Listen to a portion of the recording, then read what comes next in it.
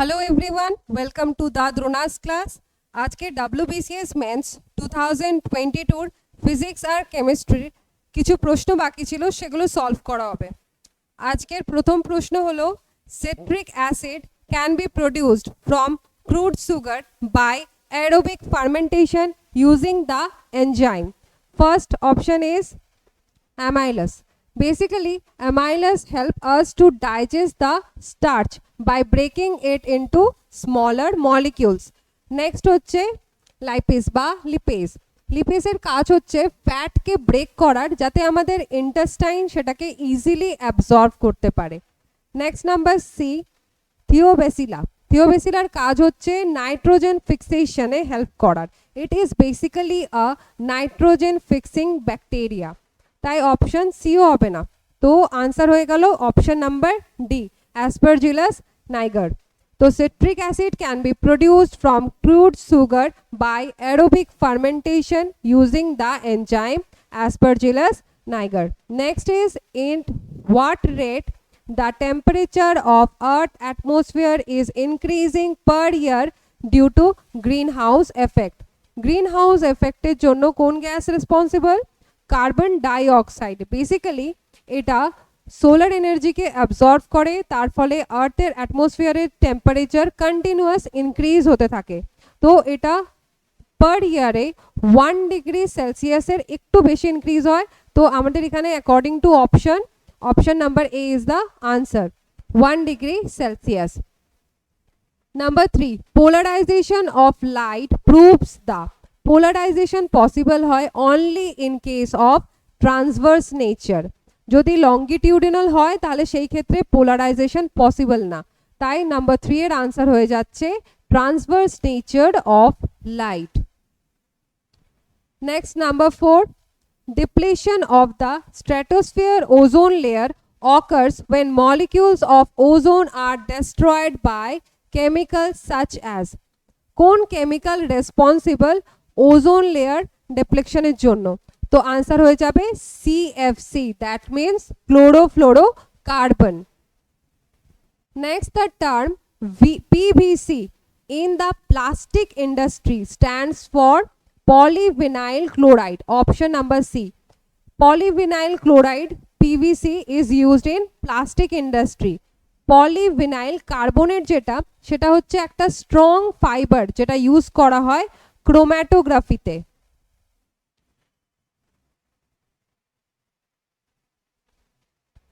তো এখানে জিজ্ঞেস করেছিল প্লাস্টিক ইন্ডাস্ট্রিতে, তাই আনসার হয়ে যাবে option number C, polyvinyl chloride. Next number 6, the blueness of the sky is mainly due to.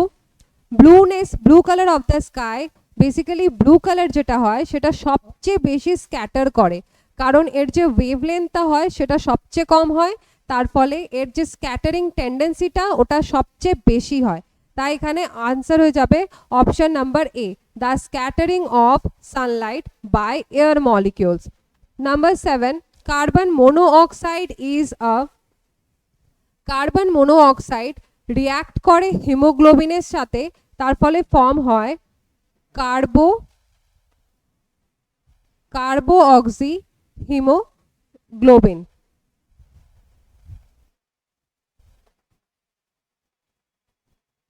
এটা ফর্ম হওয়ার ফলে আমাদের পুরো বডিতে অক্সিজেন মুভমেন্ট কমে যায়।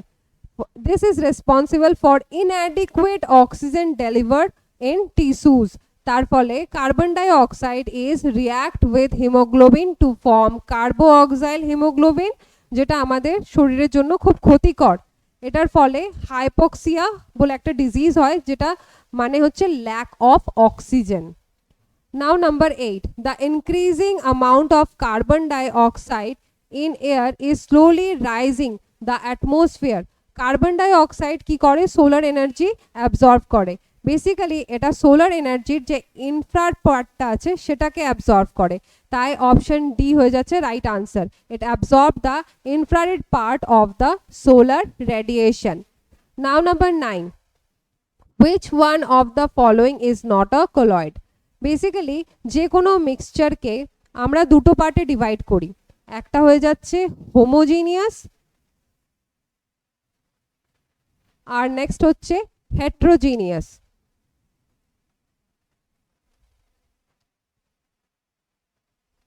হোমোজিনিয়াস মানে যার মধ্যে দুটো জিনিস প্রপারলি মিক্স হয়েছে, আর হেট্রোজিনিয়াস মানে তার মধ্যে দুটো জিনিস প্রপারলি মিক্স হয়নি। ফর এক্সাম্পল যদি বলি হোমোজিনিয়াসের, যদি আমরা জলের মধ্যে চিনিকে মিক্স করি তাহলে কি হয়, পুরো জলটাই ইকুয়ালি মিষ্টি হয়ে যায়। কিন্তু যদি আমরা জলের মধ্যে দুধকে মিক্স করি, that means if we mix milk in water it will not mixed properly, কারণ মিল্কের মধ্যে কি থাকে, fat, and fat is insoluble to water, so the mixture of milk and water is heterogeneous. This heterogeneous is further classified into two, একটা হয়ে যাচ্ছে colloid আর একটা হয়ে যাচ্ছে suspension। তো এখানে জিজ্ঞেস করেছিল which one is not a colloid, তো আনসার হয়ে যাবে ইউরিয়া, কারণ মিল্ক যেটা এটাও হচ্ছে colloid, এটা হচ্ছে emulsion। emulsion মানে লিকুইডের সাথে লিকুইড মিক্স হওয়া। স্মোক যেটা সেটা হয়ে যাচ্ছে aerosol, that means gas plus solid. Blood যেটা সেটা হচ্ছে সলিউশন, সলিউশন মানে সলিডের সাথে লিকুইড। আচ্ছা, এখানে হোমোজিনিয়াসকে সবসময় ট্রু সলিউশনও বলা হয়। তাই number 9 which one is not a colloid, answer হয়ে গেল আমাদের option number D, urea. Number 10 in N type semiconductor ultra pure silicon is coped with. Basically semiconductor যেটা হয় সেটা দুটো পার্টে ডিভাইড করা হয়, একটা হয়ে যাচ্ছে ইন্ট্রিনসিক আর একটা হচ্ছে এক্সট্রিনসিক। ইন্ট্রিনসিক মানে it is the purest form of semiconductor, extrinsic মানে তার মধ্যে ইম্পিউরিটিস আছে। Adding of this impurities, the process is of adding of this impurities is known as doping. Extrinsic is further classified into two type, একটা হয়ে যাচ্ছে আমার P type আর একটা হয়ে যাচ্ছে N type। তো P type যে এখানে N type সেমিকন্ডাক্টর যেটা, সেখানে কি আছে, নেগেটিভ চার্জেস বেশি থাকে, দ্যাট মিন্স ইলেকট্রনস বেশি থাকছে। আর পি টাইপটা ওর মধ্যে পজিটিভ চার্জেস বেশি হয়, majority is positive charge carrier ইয়া ফির হোলস, এই পজিটিভ চার্জগুলোকে হোলস বলা হয়। তো এন টাইপ সেমিকন্ডাক্টরে silicon is coped with option C phosphorus, ফসফরাসও হয়, নেক্সট হচ্ছে আর্সেনিকও হয়, আর থার্ড ইজ অ্যান্টিমনি।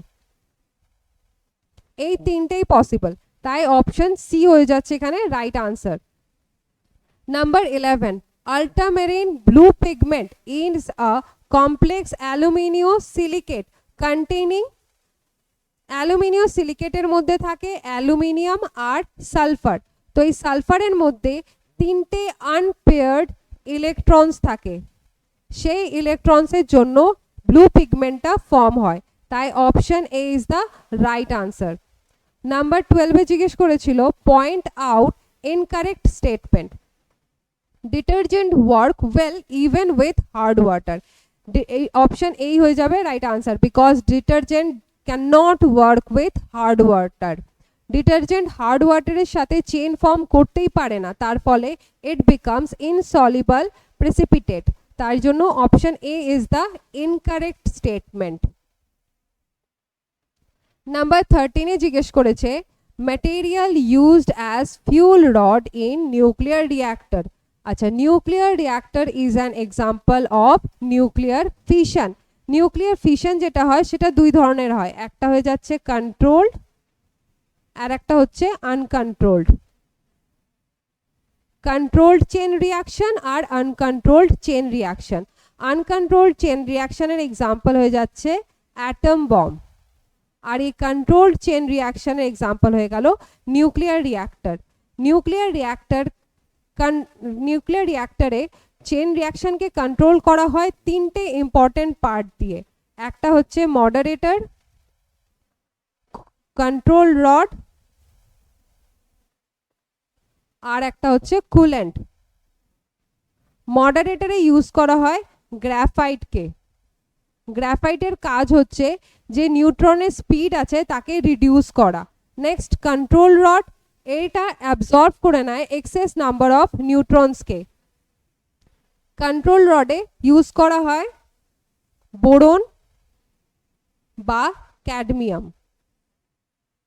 আর কুলেন্টের কাজ হচ্ছে টেম্পারেচার রেগুলেট করা। কন্ট্রোল রড কুলেন্টে ইউজ হয় D2O, that means heavy water.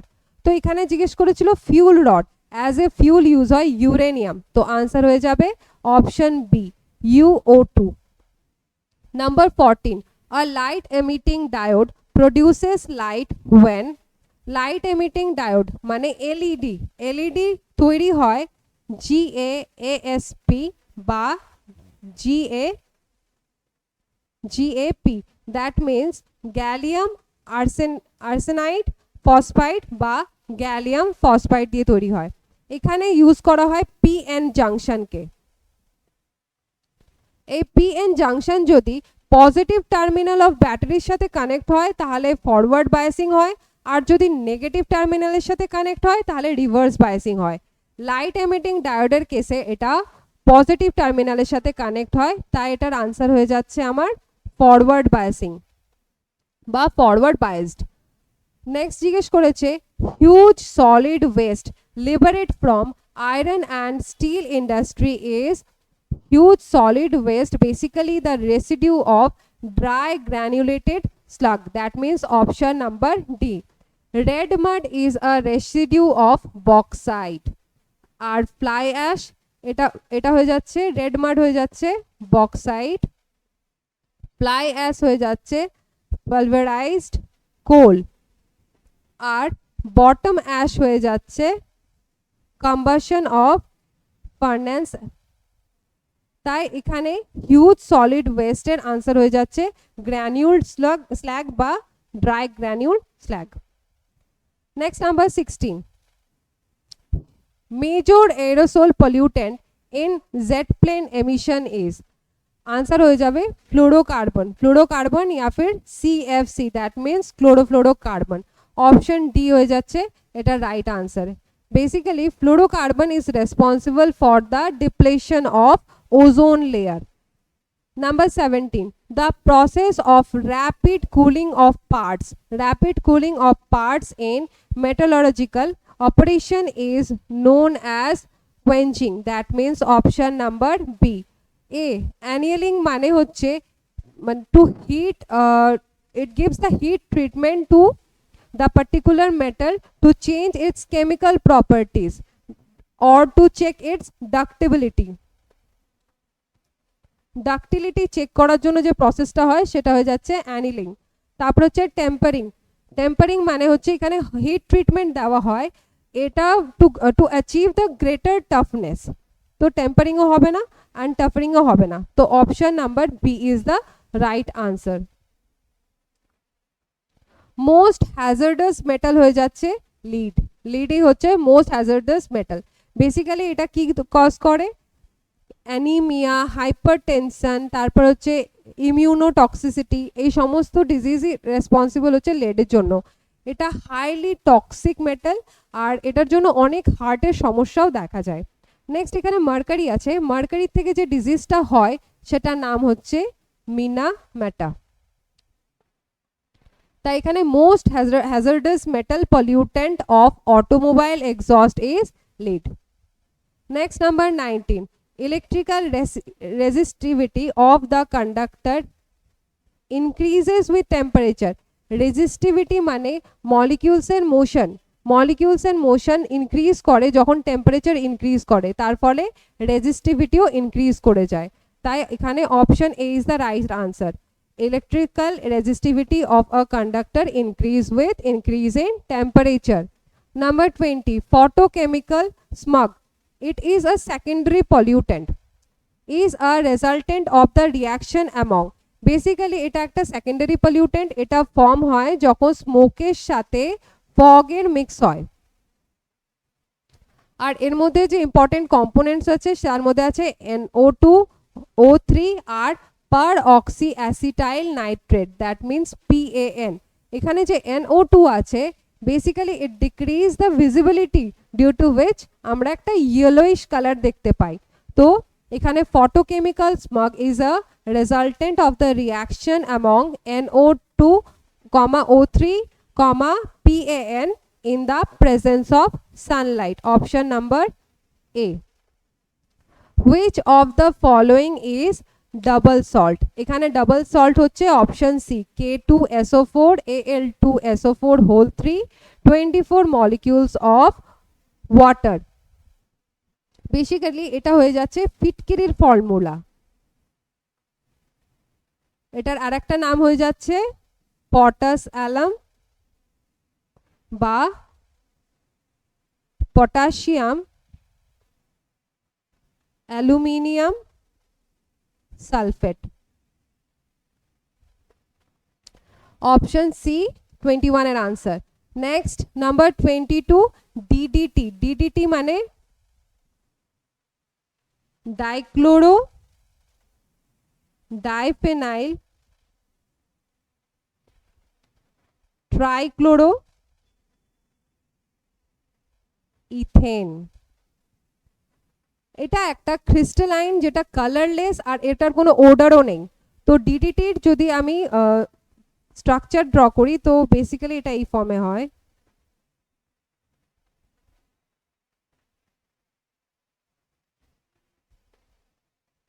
These two are connected. There is a H hydrogen over here. আর এখানে তিনটে ক্লোরিন থাকবে আর দুটো সাইডে একটা একটা করে ক্লোরিন বন্ড থাকে। তো এই স্ট্রাকচারটা হচ্ছে ডিডিটির স্ট্রাকচার। নেক্সট হচ্ছে এটা বেসিক্যালি রিলিজ করে greenhouse gas into environment. So it is a non degradable pollutant, that means option number C. DDT basically অনেক এরকম কান্ট্রিজ আছে যেখানে পুরোপুরি ব্যান করে দেওয়া হয়েছে। Next number 23, how much air does a man normally inhale in a day? তো এটার আনসার হয় 4.57 kg, that means according to option number D is the right answer 5 kg। Number 24 এ জিজ্ঞেস করেছে relationship between pressure and volume of gas in case of adiabatic expansion. Adiabatic এক্সপানশনের কেসে যে রিলেশনটা হয় সেটা হয় PV to the power gamma minus 1 is constant, যেখানে গামাটা কি specific hit at constant pressure and constant volume. তাই এখানে অপশন সি হয়ে যাচ্ছে রাইট আনসার। ওকে, তো এই ছিল সেই 24টা প্রশ্ন যেটা আগের সেটে বাকি ছিল। আই হোপ এই ক্লাসটা তোমাদের জন্য হেল্পফুল ছিল। Thank you for this class.